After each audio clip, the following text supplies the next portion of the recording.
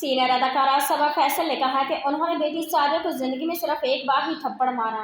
अदाकारा सबा फैसल का बेटी सादिया फैसल के हमरा निजी टीवी का मॉर्निंग शो का एक वीडियो क्लिप वायरल हो रहा है, जिसमें उन्होंने बेटी को रात की क्लास फेलो से छुपकर बात करके पकड़ने से मुतल्लिक वाक़े का बताया। इस वीडियो क्लिप में सबा फैसल ने बताया, मेरी आदत थी कि मैं बच्चों के सोने के बाद उनके कमरे में छापे मारती थी। एक रोज़ मेरा बच्चों पर छापा मारने का कोई इरादा नहीं था, लेकिन जब इस रोज़ मैं लाउंज से गुजरी तो वहाँ कोर्टलेस मौजूद नहीं था।